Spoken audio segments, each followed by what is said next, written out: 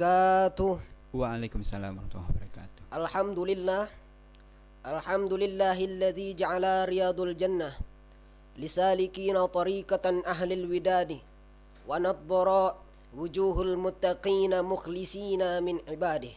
Wassalatu wassalaman kana istighfar wa adhkaru min awradi Sayyidina Muhammadin tibbil qulubi wa dawaiha wa afiyatil abdani wa shifaiha wa nuril absari wa diyaiha wa kutil arwahi wa gizaiha wa sahbi ajmain, amma ba'du.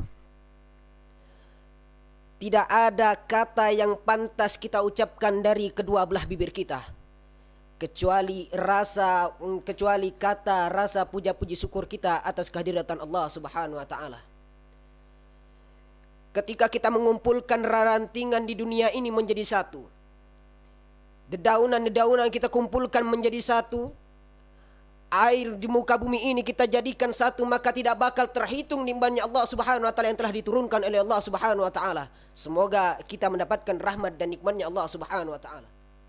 Salawat dan salam, salawat beriring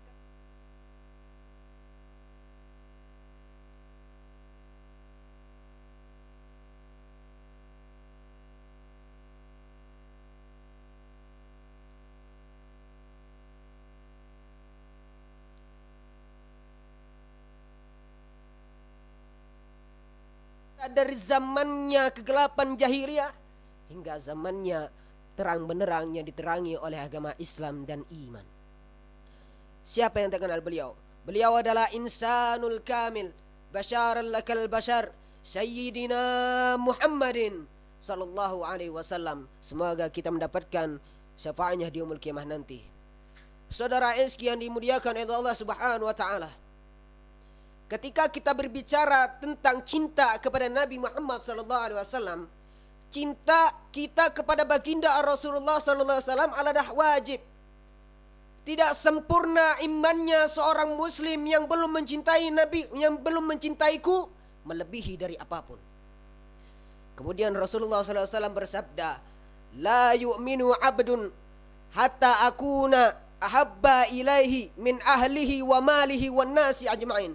Tidaklah sempurna imannya seorang hamba sehingga ia mencintai aku melebihi dari apapun, mulai dari harta, keluarganya, bahkan makhluk di muka bumi ini.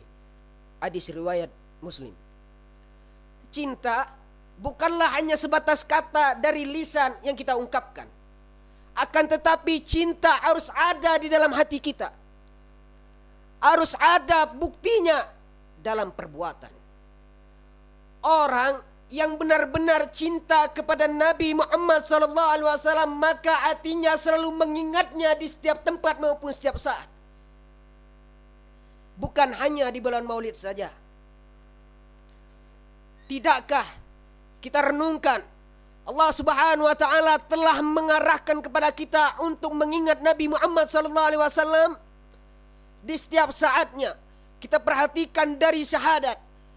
Tidak sah seorang yang mengungkapkan syahadat tidak ada di dalam kata syahadat nama baginda Nabi Rasulullah sallallahu alaihi wasallam, maka tidak sah.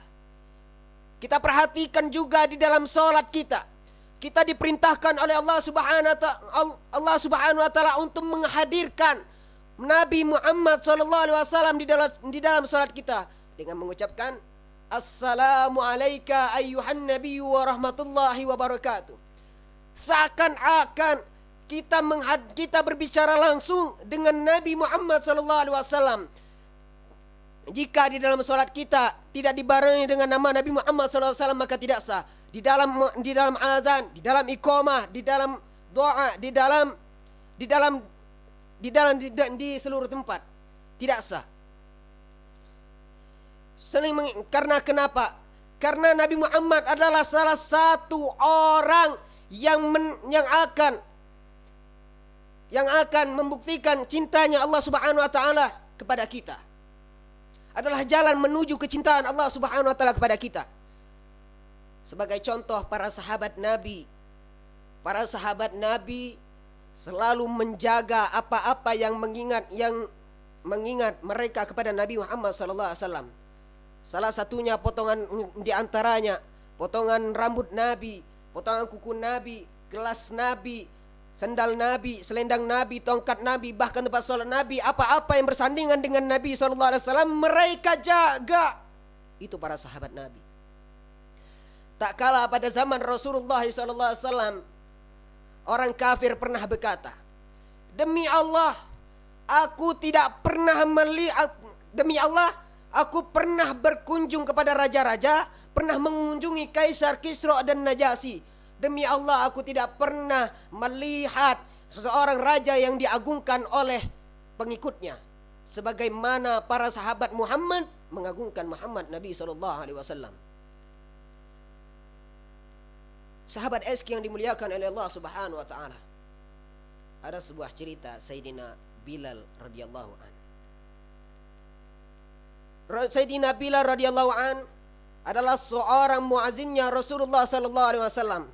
Ketika wafatnya Rasulullah sallallahu alaihi wasallam, beliau enggan, beliau tidak mau lagi, tidak kuat untuk mengumandangkan azan pada masa itu. Beliau tidak kuasa lagi melihat tempat-tempat yang mengenang baginda Nabi Muhammad sallallahu alaihi wasallam, dan beliau pergi hijrah ke negeri Syam di daerah Diriyah. Pada suatu malam, Sayyidina Bilal bin Rabah bermimpi bertemu dengan Nabi Muhammad SAW. Lalu Nabi Muhammad SAW berkata, "Ma hadhil jabwatul ya Bilal? Ma hadhil jabwatul ya Bilal? Ma ana laka an tazurani?" Apa maksud jauhmu ini ya Bilal? Bukankah ini sudah waktunya engkau berziarah kepadaku? Langsung terbangun Sayyidina Bilal dari tidurnya. Terbangun Sayyidina Bilal sembari menangis. Dan beliau bergegas untuk pergi ke kota Madinah, kotanya Nabi Muhammad SAW. Setelah sampai di kota Madinah, beliau menangis. Beliau langsung menuju makamnya Nabi Muhammad SAW. Beliau juga mendekatkan pipinya di makamnya Nabi Muhammad SAW. Datang Sayyidina Abu Bakar SAW melihat Sayyidina Bilal. Ya Sayyidina Bilal, Abu Bakar berkata, bolehkah engkau kumandangkan azan seperti pada zaman Nabi Muhammad SAW? Apa jawab Bilal? Aku tidak kuat ya Sayyidina Abu Bakar untuk mengumandangkan azan. Dan begitu pula datang lagi Sayyidina Umar radhiyallahu an, berminta kepada Sayyidina Bilal bin Rabah dengan hal yang sama, meminta Sayyidina Bilal untuk mengumandangkan azan. Akan tetapi lagi-lagi Sayyidina Bilal bin Rabah menolaknya. Setelah itu sahabat Nabi Bilal radhiyallahu an melihat kedua cucu Nabi Sayyidina Al-Hasan wal Husain adalah sebagai pemuda penghuni surga. Lalu Sayyidina Bilal menggendong sembari menangis tetesan air mata yang tidak berhentikan. Beliau terus menangis. Lalu Sayyidina Al-Hasan wal Husain berkata, "Ma tasma'a adzanak?" Kami ingin mendengar azanmu. Kemudian beliau, Sayyidina Bilal bin Rabah, tidak bisa menolak permintaan Nabi, tidak bisa menolak permintaan Sayyidina Al-Hasan wal Husain. Karena kenapa? Karena beliau adalah cucunya Nabi baginda Rasulullah SAW. Naik ke bukit di mana tempat azannya Sayyidina Bilal. Beliau azan, Allahu Akbar, Allahu Akbar. Seluruh kota Madinah gempar. Allahu Akbar, Allahu Akbar. Sayyidina Bilal.